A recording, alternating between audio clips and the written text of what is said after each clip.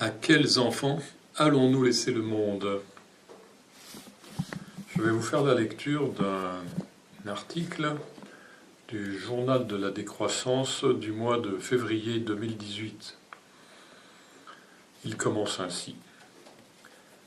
Avertissement. Des lecteurs nous reprochent parfois de publier des articles trop longs.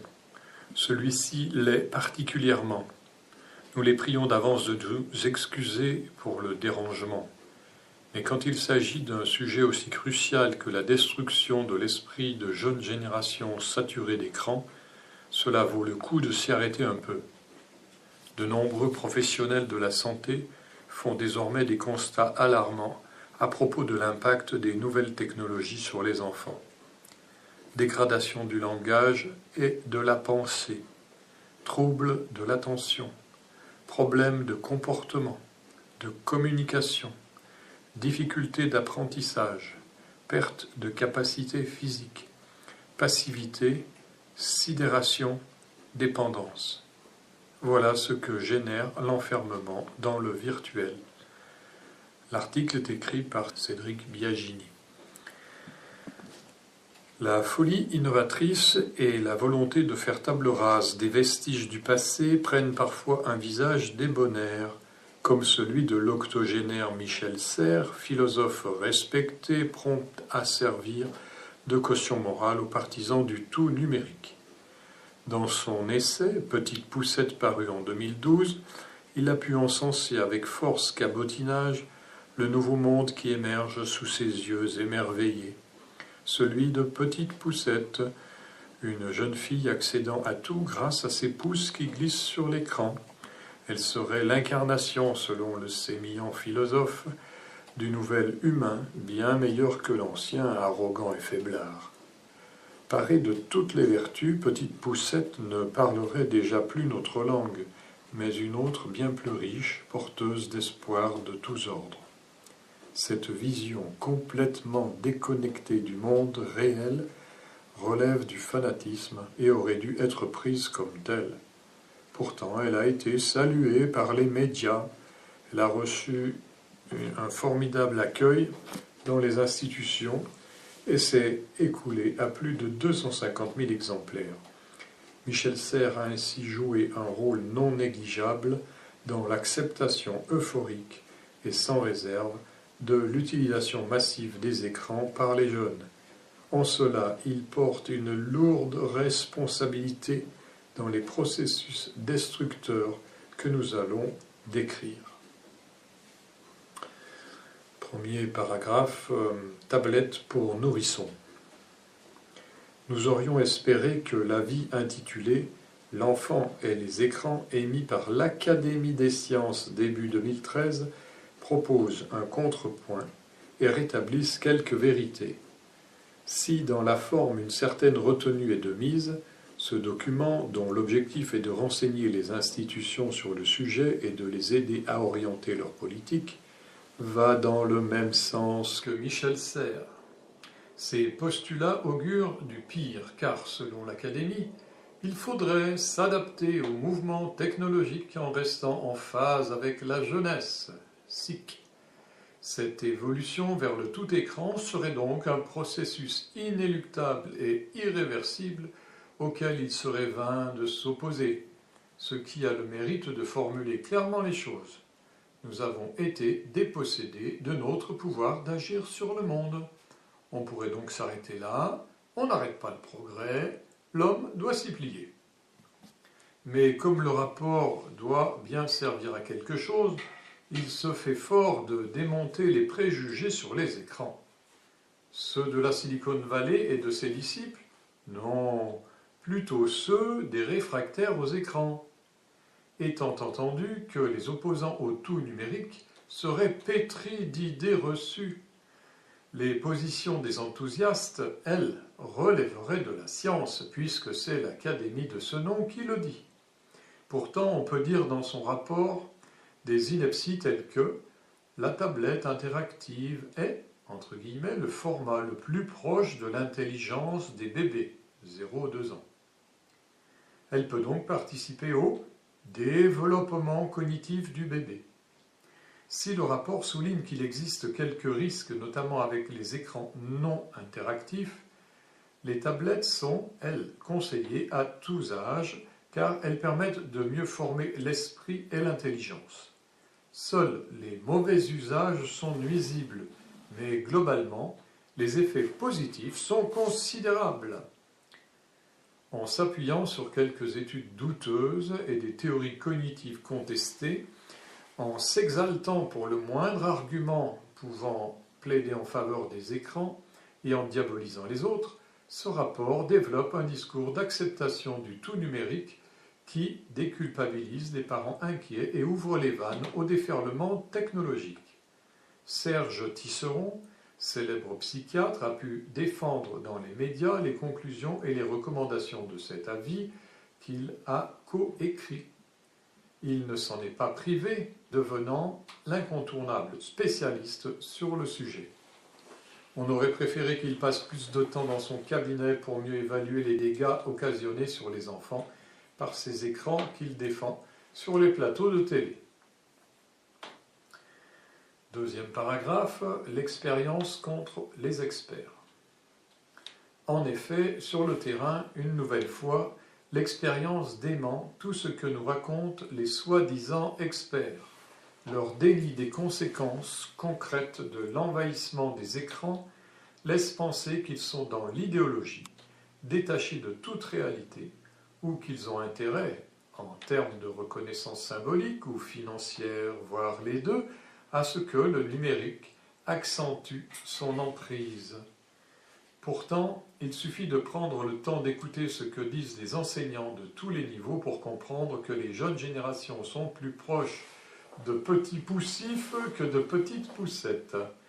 Ils s'affligent un peu plus chaque année de l'appauvrissement lexical et culturel des élèves, de leur moindre capacité à raisonner ou à s'exprimer.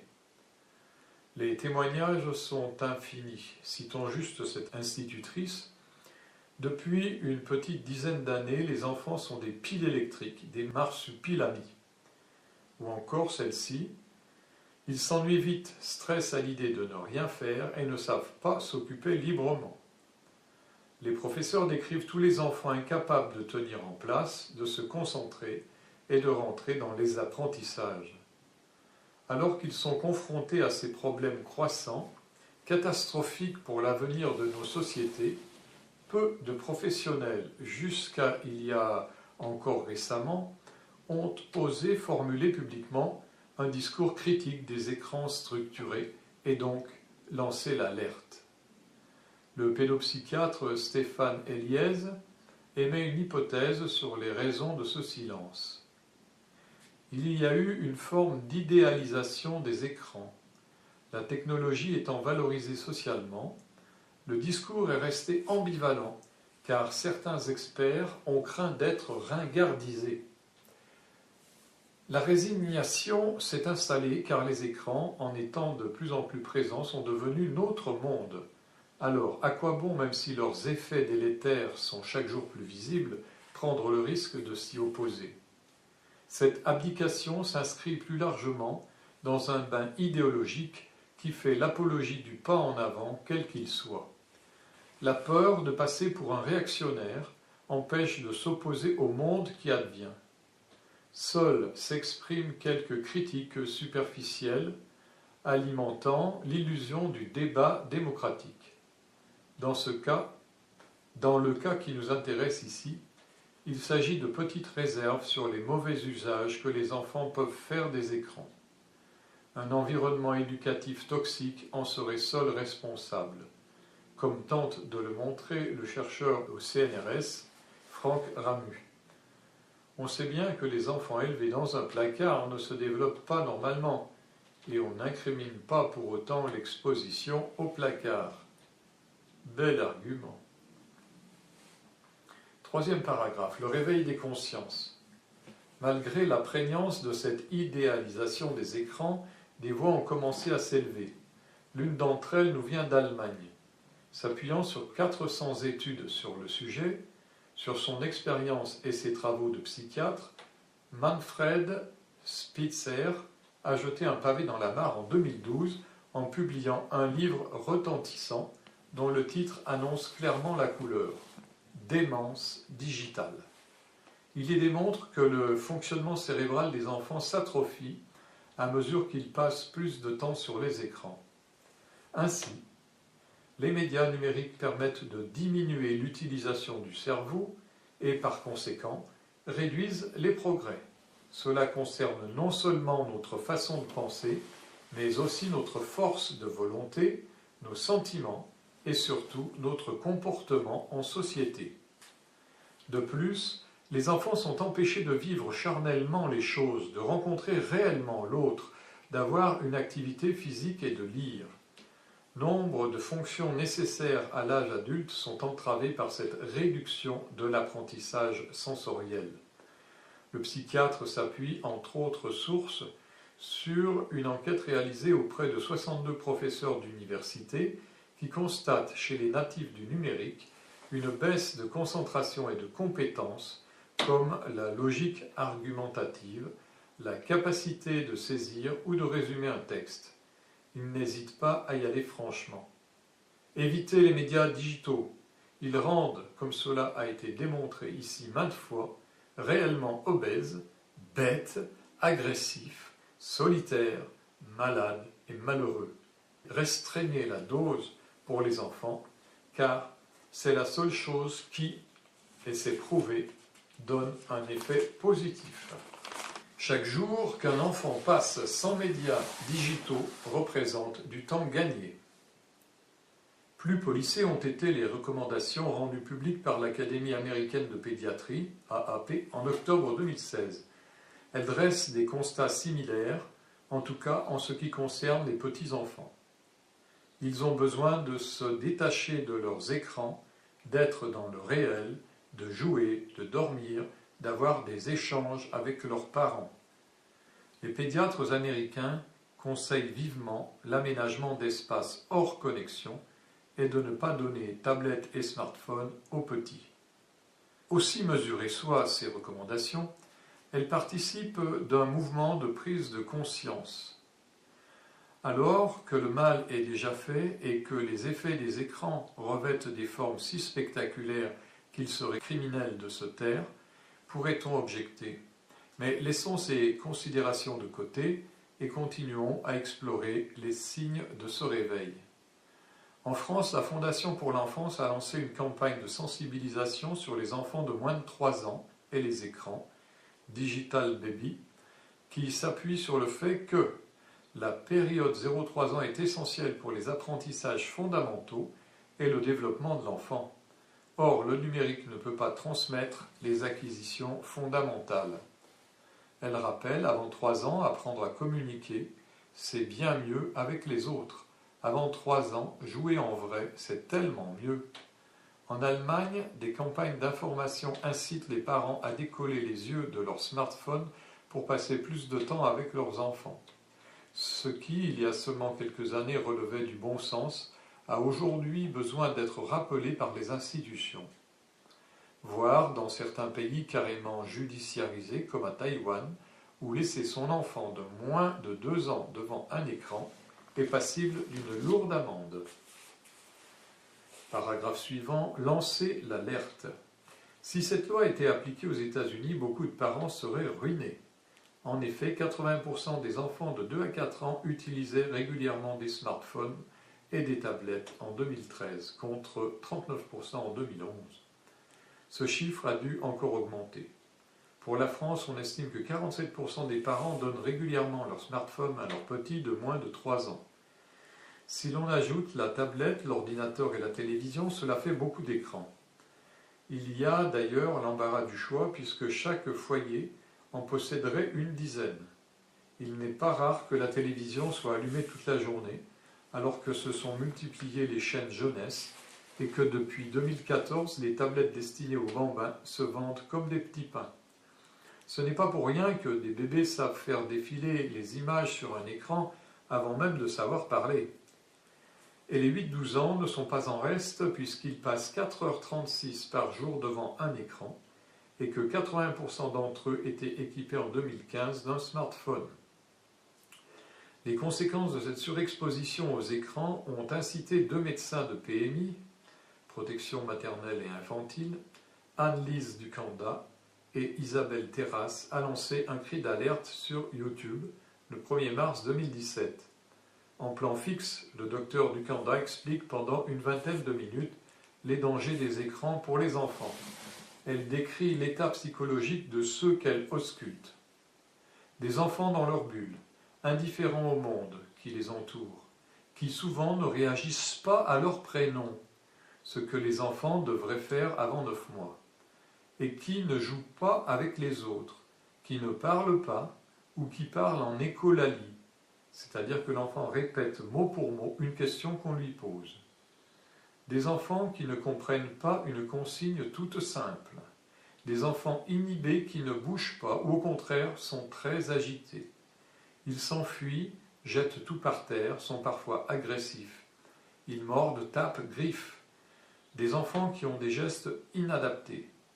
Ils battent des ailes avec leurs mains, regardent fixement une lumière, une vitre, jouent toujours avec le même jouet. Cet état s'apparente à des troubles du spectre autistique. Un enfant sur 20 serait dans ce cas. Parmi les enfants de 3-4 ans en grande difficulté, quasiment tous sont exposés aux écrans entre 6 heures et 12 heures par jour. Cette intervention a frappé de nombreuses personnes.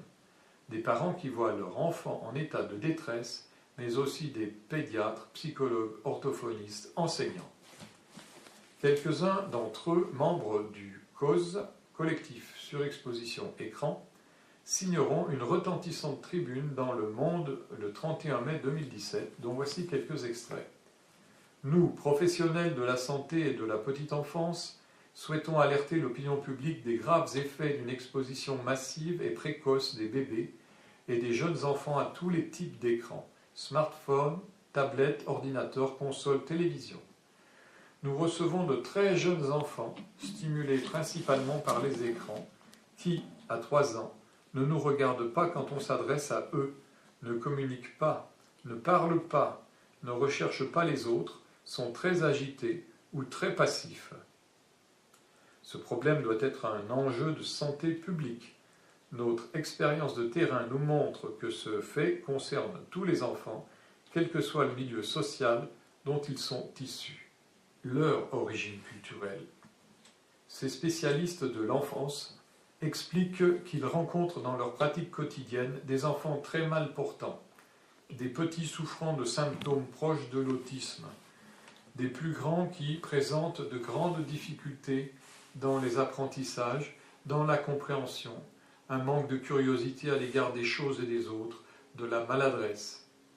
Des adolescents en souffrance qui sont même parfois obligés d'être déscolarisés ou accompagnés d'une auxiliaire de vie.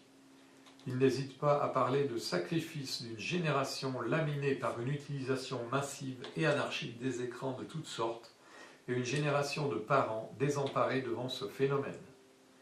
En recevant un certain écho, ces prises de position fortes et courageuses, nourries d'une pratique quotidienne difficilement contestable, remettant en cause toutes les balivernes sur le miracle numérique, ne pouvaient qu'irriter. C'est pourtant une question plutôt pointue. L'usage du terme autisme qui a suscité le plus d'émoi. Le CAUSE a néanmoins pris bien soin de parler de troubles proches de ceux de l'autisme et plus précisément d'autisme virtuel plutôt que d'autisme en tant que tel. Et ce, parce que même si les enfants en question répondent en tout point aux symptômes de l'autisme et que certains ont même été reconnus comme tels par des médecins, l'arrêt des écrans pendant plusieurs semaines fait disparaître ou réduit considérablement ces troubles. L'orthophoniste Carole Van Hout explique que si l'on diminue le temps d'exposition de l'enfant aux écrans, il reprend le cours normal de son développement. Cette réversibilité d'un état autistique pourtant très inquiétant est la preuve spectaculaire de l'influence néfaste, voire destructrice, des écrans sur les enfants. Elle questionne aussi la manière de traiter l'explosion de troubles autistiques qui ont augmenté de 600% en 20 ans, 600%, sans qu'ait été jusqu'à maintenant sérieusement mise en cause l'environnement dans lequel vivent les enfants et notamment l'omniprésence des écrans. Paragraphe suivant, toxicomanie digitale. Quand un enfant, dès sa naissance, est constamment confronté à un écran, il ne stimule que sa fonction visio-perceptive au détriment de toutes les autres qui finissent par s'atrophier.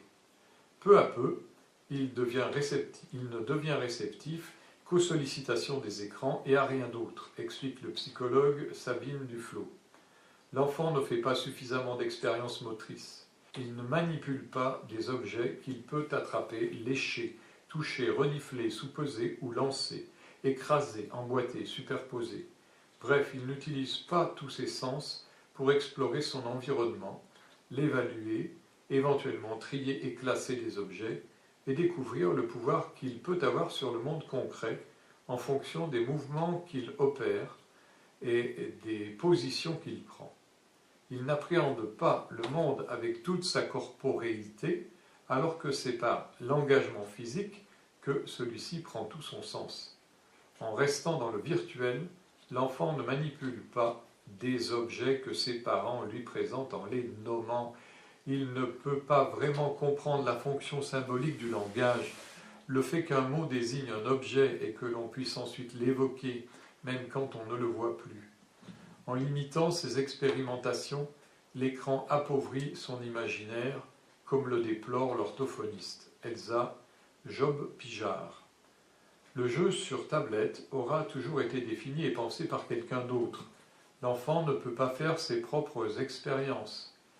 Les jeux dits éducatifs ne donnent pas moyen d'essayer de faire quelque chose qui n'a pas été défini par le programme. Or, l'enfant a besoin d'expérimenter le monde par lui-même.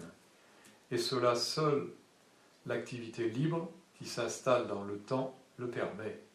Moins gratifiante que l'activité sur écran, où tout est conçu, désigné pour qu'il n'y ait pas de temps mort et que toute sollicitation soit instantanément suivie d'une réponse, produisant ainsi une satisfaction immédiate, elle peut générer de la frustration et nécessite de faire des efforts, condition nécessaire à tout apprentissage réel et à la construction de soi. En étant confronté à l'ennui, en disposant d'un temps qui lui est propre et pas de celui imposé par une machine, l'enfant doit puiser dans ses propres ressources, réussir à faire émerger un désir qu'il va peut-être mettre en œuvre et qui lui donnera pleine satisfaction, différée et estime de soi. Malgré les vertus avérées de l'ennui et de la frustration, génératrices d'épanouissement, pourquoi l'attirance pour les écrans est-elle alors si forte? Pourquoi un enfant délaisse-t-il ses jouets pour une tablette? Pour y répondre, Sabine Duflot distingue deux types d'attention. L'attention involontaire, ou exogène, qui détecte tout stimuli auditif ou visuel fort. Par exemple, celle qui fait que c'est difficile de ne pas tourner son regard vers un écran allumé. Une fois que ce dernier a capté nos yeux, il surstimule notre attention car il ne cesse de la relancer par du mouvement, des flashs visuels, des changements de plan, des accélérations, ralentissements, etc. Par opposition, l'attention volontaire, elle, dépend de nous. Elle exige que l'on se concentre sur un livre, un discours. Elle est souvent guidée par un but et nécessite un effort, même minimal. Plus on stimule l'attention involontaire, moins l'attention volontaire se développe, alors qu'elle est indispensable. D'autant que si la première fonctionne dès la naissance, la seconde doit être exercée, car elle nécessite de la persévérance et génère une frustration qui doit pouvoir être assumée psychologiquement. Plus les capacités de concentration de l'enfant ont été altérées, moins il pourra sortir de l'état d'excitation dans lequel le plongent les écrans. Plus il s'y habitue, plus il devient accro.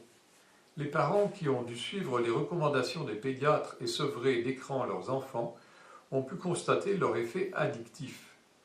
Leurs petits se roulaient par terre en hurlant, présentaient des signes de grand désarroi, ne cessaient de réclamer son joujou numérique. Ils étaient tout simplement en état de manque. Beaucoup de spécialistes comparent la dépendance aux écrans aux effets d'une drogue, comme Nicolas Kardaras, spécialiste américain des addictions. Il dit « Les jeux vidéo ainsi que les réseaux sociaux sont pour les enfants ce que l'héroïne est pour les junkies.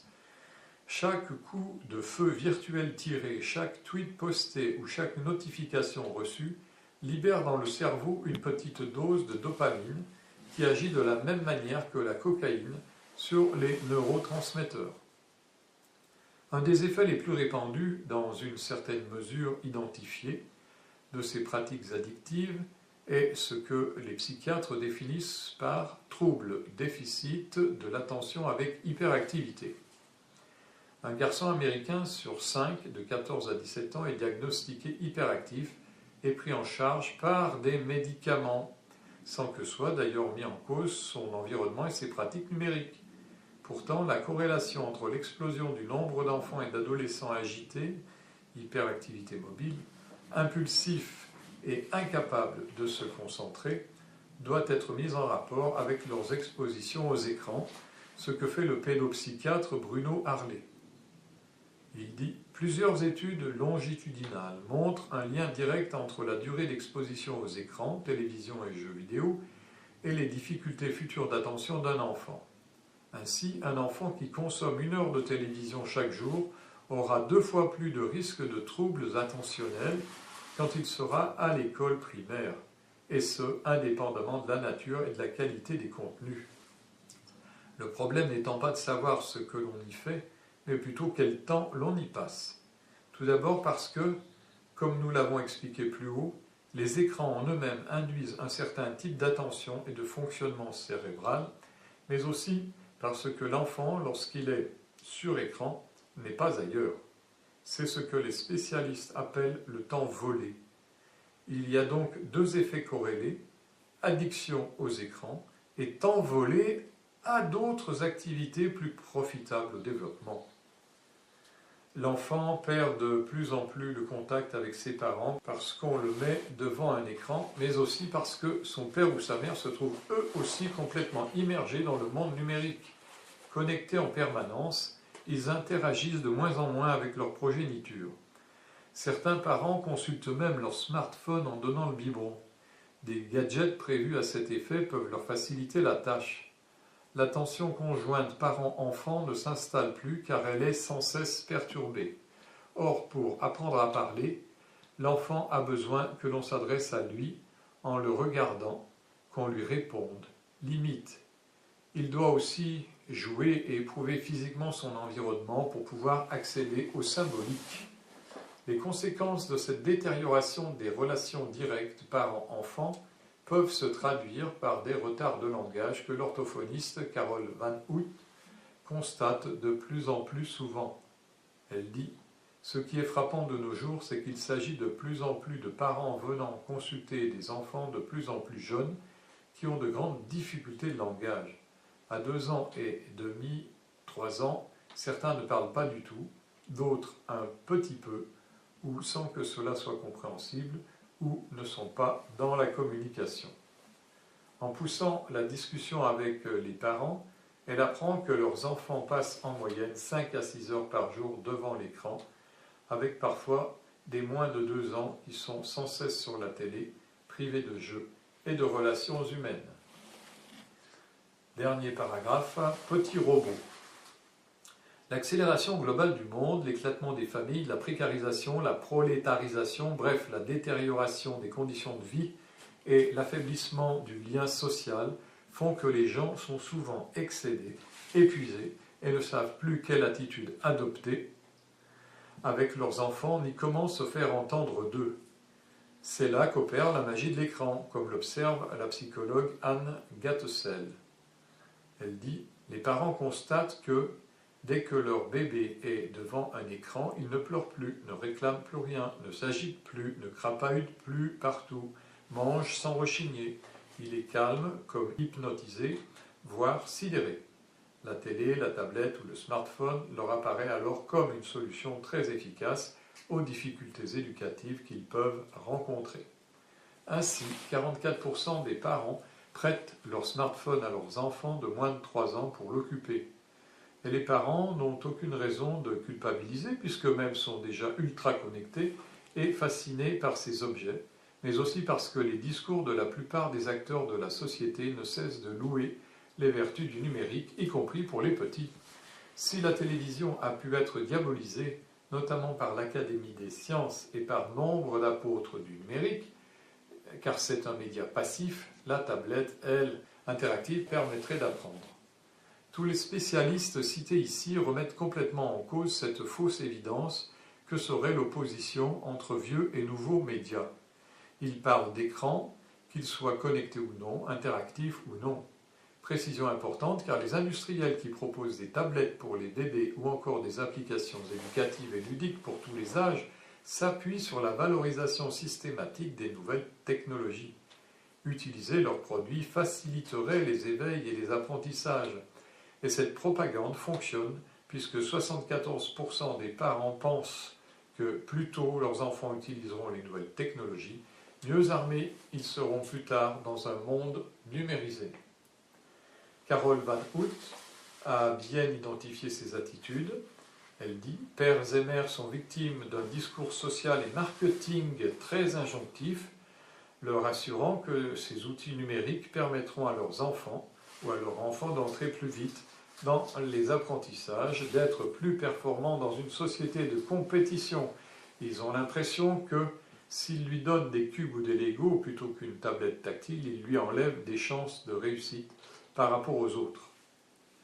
Outre le fait d'être soulagés en n'ayant plus à jouer avec leurs enfants, à les sortir, à leur lire des histoires ou à subir leurs humeurs, les parents ont l'impression de leur fournir des outils pour être plus compétitifs.